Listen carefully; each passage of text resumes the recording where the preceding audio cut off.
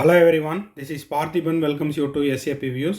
இந்த வீடியோவில் students and parents நம்மக்கிட்ட ரிப்பீட்டடாக கேட்டுட்டு இருந்த ரொம்ப நாளாக கேட்டுக்கிட்டு இருந்த 2024க்கான எக்ஸ்பெக்டட் மார்க் பற்றி ஒரு வீடியோ போடுங்க சார் அப்படின்னு கேட்டிருந்தாங்க. ஸோ அவங்களுக்கான இந்த வீடியோ தான். இந்த வீடியோ ஸ்டார்ட் பண்ணுறதுக்கு முன்னாடி நான் ஸ்ட்ராங்காக ஒரு டிஸ்க்ளைமர் கொடுத்துட்றேன். இந்த மார்க் வரைக்கும் தான் கிடைக்கும், இந்த ரேங்க் வரைக்கும் தான் கிடைக்கும் அப்படின்ட்டு நான் எந்த விதமான ஒரு அஷ்யூரன்ஸும் கொடுக்கல. ஓகேங்களா? இது ஒரு மாணவர்கள் எக்ஸாமுக்கு ப்ரிப்பேர் பண்ணிகிட்ருக்கிற ஸ்டூடெண்ட்ஸுக்கு இன்னமும் கொஞ்சம் நம்ம காம்படிஷனில் எந்த இடத்துல இருக்கிறோம், இன்னமும் நம்ம செய்ய வேண்டியது எவ்வளவு, இன்னமும் எவ்வளோ ஹார்ட் ஒர்க் செய்யணும் அப்படிங்கிறதுக்கான ஒரு அவேர்னஸ் வீடியோ மட்டுமே. அதனால் நான் போடுற அந்த கட் ஆஃபுக்கு தான் கிடைக்கும், அந்த ரேங்க் வரைக்கும் தான் கிடைக்கும், அந்த மார்க் வரைக்கும் தான் கிடைக்கும் அப்படிங்கிறத சொல்லலை. அது மட்டும் இல்லாமல் ப்ரீவியஸ் 3 இயர்ஸினுடைய கட் ஆஃபை நான் அனலைஸ் பண்ணிவிட்டு அதன் பிறகு தான் இந்த வீடியோவை போடுறேன். வீடியோக்குள்ளே போகிறதுக்கு முன்னாடி ஆஸ் யூஸ்வல் உங்களுக்கு தமிழ்நாடு மெடிக்கல் கவுன்சிலிங்குடைய யூஜி அண்டு பிஜி ரிலவெண்ட்டான கவுன்சிலிங் கைடன்ஸ் தேவைப்படுது. கவுன்சிலிங்கில் ஏதாவது டவுட்ஸ் இருக்குதுனாலோ, இல்லை எம்சிசி கண்டக்ட் பண்ணுற ஆல் இண்டியா கோட்டானுடைய யூஜி அண்டு பிஜி ரிலவெண்ட்டான டவுட்ஸ் தேவைப்படுது. சென்டாக் யூஜி அண்டு பிஜி ரிலவெண்ட்டான டவுட்ஸ் இருக்குது, அதுக்கான கைடன்ஸ் தேவைப்படுது. இல்லைன்னா 2024 ஸ்டடி மெட்டீரியல் தேவைப்படுது, மாடல் கொஸ்டின் பேப்பர் தேவைப்படுது அப்படின்னாலும் அதுவும் நம்ம ப்ரொவைட் பண்ணிகிட்ருக்குறோம். ஸ்க்ரீனில் தெரியிற இந்த நம்பருக்கு நீங்கள் கால் பண்ணி உங்களுக்கான டவுட்ஸை கிளாரிஃபை பண்ணிக்கலாம், உங்களுக்கான மெட்டீரியல்ஸையும் நீங்கள் கலெக்ட் பண்ணிக்கலாம். ஆல்ரெடி நிறைய ஸ்டூடெண்ட்ஸ் அண்ட் பேரண்ட்ஸ் ஜாயின் பண்ணிவிட்டு அவங்களுக்கான மெட்டீரியல்ஸையும் அவங்களுக்கான டவுட்ஸையும் கிளாரிஃபை பண்ணிகிட்ருக்காங்க. ஸோ விருப்பம் இருக்கும் மாணவர்கள் மற்றும் பெற்றோர்கள் ஜாயின் பண்ணிவிட்டு உங்களுக்கான டவுட்ஸையும் உங்களுக்கான மெட்டீரியல்ஸையும் நீங்கள் கலெக்ட் பண்ணிக்கலாம். ஓகே, இப்போ வாங்க வீடியோக்குள்ளே போகலாம். அந்த 3 வருஷத்தினுடைய ப்ரூஃப் என்னென்ன அப்படிங்கிறத பார்த்துடலாம். இப்போ பார்த்தீங்கன்னா ஃபஸ்ட்டு 2023 இதில் நம்ம round 1 cut off, round 2 cut off, round 3 cut off அப்படின்னு தனித்தனியாக பிரித்து போட்டிருக்கிறோம். இது 2023 நம்மக்கிட்ட ஜாயின் பண்ண ஸ்டூடெண்ட்ஸுக்கு அவங்களுக்கான கட் ஆஃப் எவ்வளவு அப்படின்ட்டு நம்ம ப்ரெடிக்ட் பண்ண ஆஃப்டர் த ரிசல்ட்டு ஒவ்வொரு ரவுண்ட்லேயும் எவ்வளோ வந்துச்சு அப்படிங்கிறதையும் எடுத்து நம்ம போட்டு வச்சுருந்துருக்குறோம். அதுதான் இது. இப்போ பார்த்தீங்கன்னா ரவுண்ட் 1 ஓசி கேட்டகரிக்கு 1325 ரேங்க்குக்கு 606 மார்க்குக்கு கவர்மெண்ட் மெடிக்கல் காலேஜ் கடலூர் கிடச்சிது. பிசி கேட்டகரிக்கு 3118 ரேங்க்குக்கு 560 மார்க்குக்கு ஜிஎம்சி நீல்கிரிஸ் கிடச்சிது. பிசிஎம் கேட்டகரிக்கு 4013 ரேங்க்குக்கு 542 கவர்மெண்ட் மெடிக்கல் காலேஜ் நீல்கிரிஸ் கிடச்சிது. எம்பிசி கேட்டகரிக்கு 4589 532 கவர்மெண்ட் மெடிக்கல் காலேஜ் 532 மார்க்குக்கு எம்பிசி கேட்டகரிக்கு நீல்கிரிஸ் கிடச்சிது. எஸ்சி கேட்டகரிக்கு 9214 ரேங்க்குக்கு 452 கவர்மெண்ட் மார்க்குக்கு கவர்மெண்ட் மெடிக்கல் காலேஜ் நீல்கிரிஸ் கிடச்சிருக்குது. இப்போ நம்ம சொல்லிகிட்டு இருக்கிறது எல்லாமே கவர்மெண்ட் மெடிக்கல் காலேஜுக்கு தான். அடுத்தடுத்த வீடியோஸில் செல்ஃப் ஃபைனான்ஸுக்கு, ப்ரைவேட் யூனிவர்சிட்டிக்கு, மேனேஜ்மெண்ட் கோட்டாக்கு எல்லாத்துக்குமான வீடியோஸ் நம்ம போஸ்ட் பண்ணிடலாம். எஸ்சிஏ கேட்டகரிக்கு 12797 ரேங்க்குக்கு 383 மார்க்குக்கு கவர்மெண்ட் மெடிக்கல் காலேஜ் நாகப்பட்டினம் கிடச்சிது. எஸ்டி கேட்டகரிக்கு 14234 ரேங்க்குக்கு 355 மார்க்குக்கு கவர்மெண்ட் மெடிக்கல் காலேஜ் கள்ளக்குறிச்சி கிடச்சிது. இதுவே பார்த்தீங்கன்னா ரவுண்ட் 2 1442க்கு 602 ரேங்க் வரைக்கும் கிடச்சிது. ரவுண்ட் 3 சேம் 1442 மார்க்குக்கு 602க்கு கவர்மெண்ட் மெடிக்கல் காலேஜ் வெள்ளூர் கிடச்சிது. 3302 556 மார்க்குக்கு கவர்மெண்ட் மெடிக்கல் காலேஜ் நாகப்பட்டினம் கிடச்சிது. 3302க்கு அதே 556 மார்க்குக்கு கவர்மெண்ட் மெடிக்கல் காலேஜ் நீல்கிரிஸ் கிடச்சிருக்குது. ஓகேங்களா? ஸோ இந்த ஸ்டூடெண்ட் என்ன பண்ணியிருந்திருக்கலாம், இங்கேருந்து அப்கிரேடேஷன் வாங்கிட்டு இங்கேருந்து அங்கே வந்திருக்கலாம். 4071 ரேங்க்குக்கு 541 மார்க்குக்கு கவர்மெண்ட் மெடிக்கல் காலேஜ் நாகப்பட்டினம். 4712 மார்க்குக்கு 530 ரேங்க், 4712 ரேங்க்குக்கு 530 மார்க்குக்கு கவர்மெண்ட் மெடிக்கல் காலேஜ் நீல்கிரிஸ் கிடச்சிருக்குது.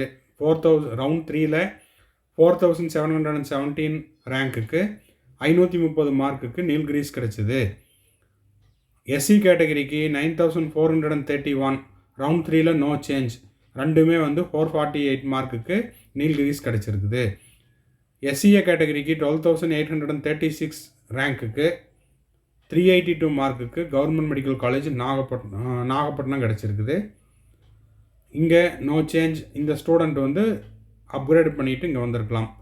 4234க்கு எஸ்டி கேட்டகரிக்கு 355க்கு கவர்மெண்ட் மெடிக்கல் காலேஜ் கள்ளக்குறிச்சி கிடச்சிருக்குது. ஸோ இந்த 3 கேட்டகரியில் இருக்கிறவங்களுக்கு எஸ்சி, எஸ்சிஏ, எஸ்டி இந்த 3 கேட்டகரியில் இருக்கிறவங்களுக்கு ரவுண்டு 2 அண்ட் ரவுண்டு 3ல பெருசாக எந்த மாற்றமும் கிடையாது. ரேங்க்லேயோ இல்லை மார்க்லேயோ எந்த விதமான மாற்றமும் கிடையாது. சரி, இப்போ நம்ம சொல்ல வந்த விஷயம் என்ன? 2024 என்ன எக்ஸ்பெக்டட் கட் ஆஃப் இருக்கும் அப்படின்னா, ஒரு விஷயத்தை இந்த இடத்துல மாணவர்கள் மற்றும் பெற்றோர்கள் தெளிவாக தெரிஞ்சுக்கணும். இந்த கட் ஆஃப் மார்க் அப்படிங்கிறது மாற்றத்திற்கு உட்பட்டது. கட் ஆஃப் மார்க்கை யாருனாலையும் ப்ரெடிக்ட் பண்ண முடியாது. அப்போ நான் என்னங்க சார் சொல்ல வர்றீங்க அப்படின்னு கேட்டிங்கன்னா, இந்த cut off mark 606 mark, 560 mark அப்படிங்கிறது எல்லாமே difficulty of the question paper. ஓகேங்களா? கொஷின் பேப்பர் டிஃபிகல்ட்டாக இருந்தால் மார்க் குறையும். அதுக்கு ப்ரூஃப் வந்து நான் அடுத்த ஸ்லைடில் கொடுத்துருக்குறேன். ஓகேங்களா? கொஷின் பேப்பர் ஈஸி, எல்லோரும் ஈஸி, ரொம்ப ஈஸியாக இருந்துச்சு, எல்லாம் நல்லா பண்ணியிருக்கிறேன் அப்படின்னா ஆட்டோமேட்டிக்காக கட் ஆஃப் மார்க்கு இன்க்ரீஸ் ஆகும். அப்போது நம்ம எதை பேஸ் பண்ணி படிக்கணும் அப்படின்னா, நம்ம வந்து ரேங்கை பேஸ் பண்ணி தான் படிக்கணும்.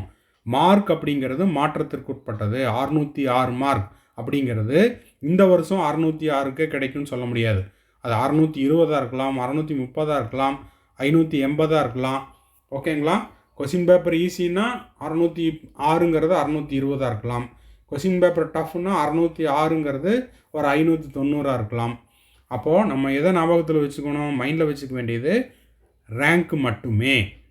1325 ரேங்க்குள்ளே நம்ம வந்துட்டோம் அப்படின்னா நம்ம you are in safe zone. 3118 ரேங்க்குள்ளே பிசியில் இருக்கிறீங்கன்னா யூ ஆர் சேஃப். பிசிஎம் 4113 ரேங்க்குள்ளே இருக்கீங்கன்னா சேஃப். எம்பிசி 4589 அப்படின்னா சேஃப்.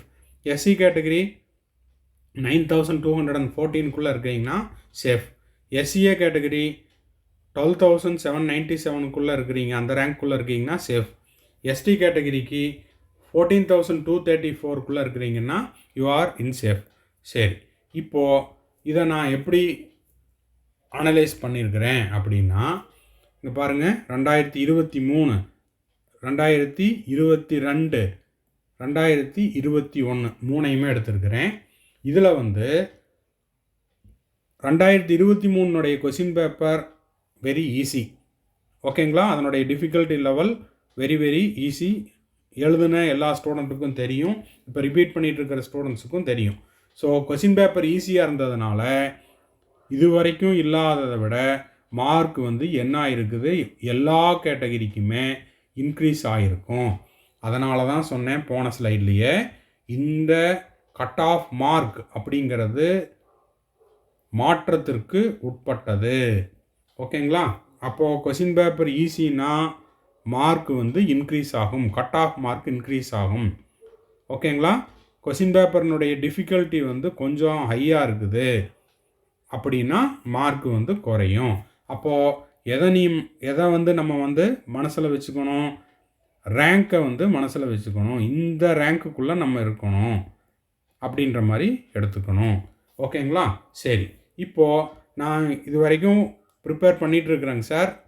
நான் வந்து எவ்வளோ மார்க் எடுத்தால் சேஃப் அப்படின்னா, இப்போ நீங்கள் படிச்சுட்ருக்கிறீங்க அப்படின்னா நீங்கள் what ever the category it may be, நீங்கள் எதை மனசில் வச்சுக்கக்கூடாது, உங்களுடைய கேட்டகரியை மனசில் வச்சுக்கக்கூடாது. நான் வந்து எம்பிசி கேட்டகரிங்க சார், அப்போ நான் போன வருஷம் 532, ஒரு 20 மார்க் சேஃபாக வச்சுக்கிட்டு 552 மார்க் எடுத்தால் போதுமா சார் அப்படின்னா நீங்கள் அப்படி படிக்கக்கூடாது. அப்போ நான் என்ன சொல்ல வர்றேன், நம்ம வந்து ஓசி கேட்டகரியை மைண்டில் வச்சு படிக்கணும். ஓசி அப்படிங்கிறது ஒரு பர்டிகுலர் கம்யூனிட்டி கிடையாது. ஓசி அப்படிங்கிறது பிசியில், பிசிஎம்மில், எம்பிசியில், எஸ்சியில், எஸ்சிஏவில், எஸ்டியில் இருக்கக்கூடிய எல்லா தரப்பு மாணவர்களுடைய மதிப்பெண்ணையும் எடுத்து என்ன பண்ணுவாங்க, அரேஞ்ச் பண்ணுவாங்க. ஓகேங்களா? அதில் அதிகமான மதிப்பெண் வாங்கினவங்களை எல்லாத்தையும் ஓப்பன் காம்படிஷனில் கொண்டு வருவாங்க. அப்போ ஓசி அப்படிங்கிறது என்னது, ஒரு குறிப்பிட்ட வகுப்பு கிடையாது, ஒரு குறிப்பிட்ட பிரிவு கிடையாது. ஓகேங்களா? இன்னமும் சொல்லப்போனால் அது வந்து குறிப்பிட்ட ஒரு பிரிவினரை சார்ந்தவர்கள் கிடையாது, அது குறிப்பிட்ட ஒரு ஜாதி கிடையாது. ஓகேங்களா? அப்போது நம்ம எந்த ஒரு கேட்டகிரியாக இருந்தாலும் நம்ம வந்து நம்ம கேட்டகிரிக்கு இவ்வளோ எடுத்தால் போதும். உதாரணத்துக்கு நான் எஸ்சி கேட்டகிரி 452 மார்க் எடுத்தால் போதுமாங்க சார், நான் அதுக்கு மட்டும் படிக்கலாமா அப்படின்னா, கொஸ்டின் பேப்பர் ஈஸியாக இருக்குமா, டஃப்பாக இருக்குமா, இல்லைன்னா வந்து மற்ற எங்கள் கம்யூனிட்டியில் இருக்கிற மற்ற மாணவர்கள் எவ்வளோ மார்க் எடுத்திருப்பாங்க, நான் அந்த அளவுக்கு மட்டும் எடுத்தால் போதுமா, இப்போ 452 இருக்குது, அதுலேருந்து ஒரு 20 மார்க் அதிகமாக எடுத்து 475 வரைக்கும் எடுத்தால் போதுமா அப்படின்னா அந்த மாதிரி படிக்கக்கூடாது. நம்மளோட எய்ம் எங்கே இருக்கணும், ஓசி கேட்டகரியினுடைய மார்க்கை மைண்டில் வச்சு அதுக்கேற்ற மாதிரி படிக்கணும். ஓகேங்களா? அதன் பிறகு எக்ஸாம் எழுதிட்டு அதுக்கப்புறம் தான் நம்ம எந்த ரேங்க்குள்ளே வர்றோம், நம்ம எந்த கேட்டகிரிக்குள்ளே வர்றோம் அப்படிங்கிறத யோசிக்கணும். அப்போ நம்ம இப்போ ப்ரிப்பேர் பண்ணும்போதே நம்ம மைண்டில் என்ன இருக்கணும், நம்ம வந்து போன வருஷத்தினுடைய ஓசி கேட்டகிரியில் எவ்வளோ மார்க் இருந்துச்சோ அந்த மார்க்குக்கு எய்ம் பண்ணி அந்த மார்க்கை அச்சீவ் பண்ணுறதுக்கான ப்ரிப்பரேஷன் இருக்கணும். ஓகேங்களா? அப்போ நான் சொல்கிறது உங்களுக்கு கிளியராக புரிஞ்சுருக்கும் அப்படின்னு நினைக்கிறேன். ஒவ்வொரு கேட்டகிரிக்கும் என்ன மார்க் க்ளோஸ் ஆச்சோ அந்த மார்க்குக்கு நம்ம படிக்கணும் அப்படிங்கிற மாதிரி இருக்கக்கூடாது. நம்ம வந்து எப்போவுமே எய்ம் ஹையர். ஓகேங்களா? அப்போது எய்ம் ஹையர் அப்படின்னா ஓப்பன் காம்படிஷனுக்குள்ளே வந்துடணும். நம்ம கேட்டகிரியை விட்டு நம்ம கேட்டகிரிக்கு எவ்வளோ மார்க் தேவையோ அந்த மார்க்கை விட அதிகமானது இது ஓசி கேட்டகிரி தான். அப்போது ஓசி கேட்டகிரிக்கான மார்க்கை வச்சுட்டோம் அப்படின்னா நம்மளுக்கு நம்ம கேட்டகிரியை விட அதிகமாக மார்க் வச்சுருக்கிறோம், நம்ம எந்த கேட்டகிரியாக இருந்தாலும் பரவாயில்ல, நம்ம ஓப்பன்லேயே சீட் எடுத்துக்கலாம். ஓகேங்களா? இதுதான் வந்து நான் கடைசியாக சொல்ல வரக்கூடிய ஒரு சஜஷன் அப்படின்னு வச்சுக்கலாம். ஓகேங்களா? இதை முடிச்சுட்டு நம்ம வந்து செல்ஃப் ஃபைனான்ஸ்க்கு எவ்வளோ கட் ஆஃப் ப்ரெடிக்ட் பண்ணலாம், அதே போல் மேனேஜ்மெண்ட் கோட்டாவுக்கு எவ்வளோ ப்ரெடிக்ட் பண்ணலாம், ப்ரைவேட் யூனிவர்சிட்டிக்கு எவ்வளவு, ஆல் இண்டியா கோட்டாவில் சீட் எடுத்தால் நம்மளுக்கு எவ்வளோ மார்க் தேவை அப்படிங்கிறத இனி வரக்கூடிய வீடியோஸில் போடுறேன். அந்த வீடியோலாம் உங்களுக்கு தேவைன்னா நீங்கள் கமெண்ட் பாக்ஸில் மெசேஜ் பண்ணுங்கள். இந்த வீடியோ உங்களுக்கு யூஸ்ஃபுல்லாக இருந்தால் லைக் பண்ணுங்கள், சப்ஸ்கிரைப் பண்ணுங்கள், ஷேர் பண்ணுங்கள். மேற்கொண்டு உங்களுக்கு கவுன்சிலிங் தொடர்பான ஏதாவது சந்தேகம் இருக்குது அப்படின்னா ஸ்க்ரீனில் தெரிகிற நம்பருக்கு நீங்கள் கால் பண்ணி உங்களுக்கான டவுட்ஸை த்ரூ பெய்டு சர்வீஸில் தெரிந்து கொள்ளலாம். அதே மாதிரி உங்களுக்கான 2024 ப்ரிப்பேர் பண்ணிகிட்ருக்கிற செல்ஃப் ஸ்டடி பண்ணிகிட்ருக்கிற ஸ்டூடெண்ட்ஸ், ரிப்பீட் பண்ணிகிட்ருக்கிற ஸ்டூடெண்ட்ஸ் உங்களுக்கான மெட்டீரியல் தேவை, இல்லை லீடிங் இன்ஸ்டியூட்ஸ்னுடைய கொஸ்டின் பேப்பர்ஸ் தேவை அப்படின்னா ஸ்க்ரீனில் தெரிகிற என்னோடய நம்பருக்கு நீங்கள் கால் பண்ணி உங்களுக்கான மெட்டீரியல்ஸையும் நீங்கள் வாங்கிக்கலாம். பாய், see you, have a nice day, all the best.